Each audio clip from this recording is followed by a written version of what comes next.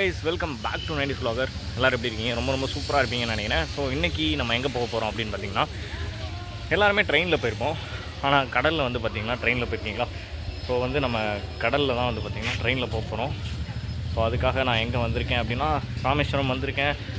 ராமேஸ்வரம் பாம்பன் பாலத்தில் தான் போக போறியா அப்படின்னு தான் கேட்க போகிறீங்க. ஆக்சுவலாக வந்து பார்த்திங்கன்னா முன்னாடி பழைய பாலம் ஒன்று இருந்துச்சு. ஸோ அதில் தான் எல்லோரும் நிறைய பேர் ட்ரெயினில் போயிருப்பீங்க.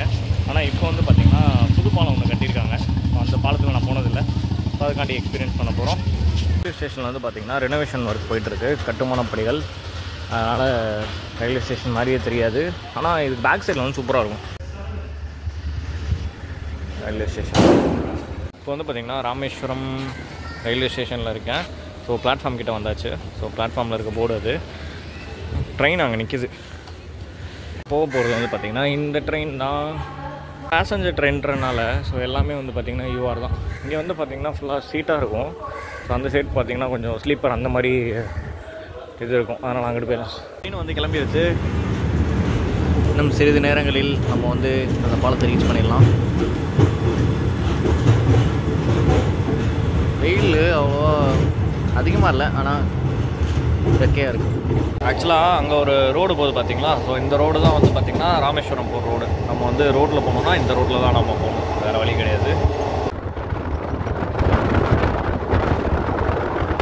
இப்போ வந்து பார்த்திங்கன்னா பாம்பன் ரயில்வே ஸ்டேஷனில் இருக்கும். ஸோ இதுக்கப்புறம் தான் வந்து பார்த்திங்கன்னா அந்த பிரிட்ஜு வரும். ஸோ ட்ரெயின் வந்து கிளம்பிடுச்சு. இப்போ வந்து பார்த்திங்கன்னா பிரிட்ஜை நோக்கி போயிட்டுருக்கோம். வா வா வா வா செம்மையாக இருக்குல்ல? ஸோ ஆக்சுவலாக வந்து பார்த்திங்கன்னா இது வந்து பழைய பாலம், அந்த நடுவில் போதில் அது வந்து பழைய பாலம். இது வந்து பார்த்திங்கன்னா நம்ம ரோட்டில் போகிறதுக்கான பிரிட்ஜு. ஸோ அப்புறம் வந்து பார்த்திங்கன்னா இது வந்து புது பாலத்தில் நம்ம போயிட்டுருக்கோம்.